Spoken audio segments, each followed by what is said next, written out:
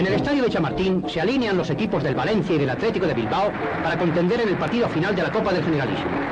Su Excelencia, el jefe del Estado, ocupa el palco presidencial acompañado de su esposa, del ministro de la Gobernación y de otras autoridades.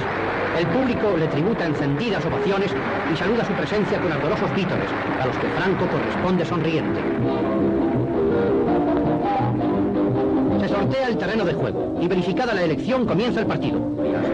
En el segundo tiempo, Epi se hizo con el balón y con un disparo suave y colocado consiguió el tanto que habría de dar el triunfo a su equipo.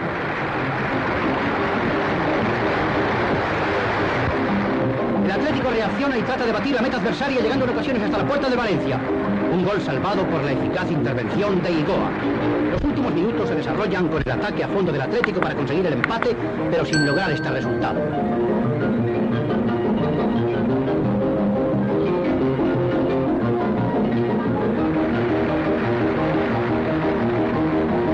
Termina pues el encuentro con la victoria del equipo valenciano por 1-0. Los espectadores levantinos subrayan su júbilo con excesos pirotécnicos, solo disculpables por la alegría que les produce el triunfo.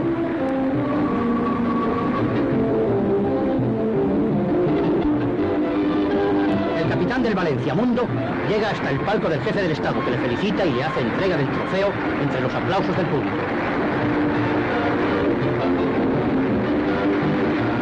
Bertol, capitán del Atlético, recibe también de manos de su excelencia la Copa de Subcampeón, y los dos capitanes se abrazan al final de este emocionante encuentro.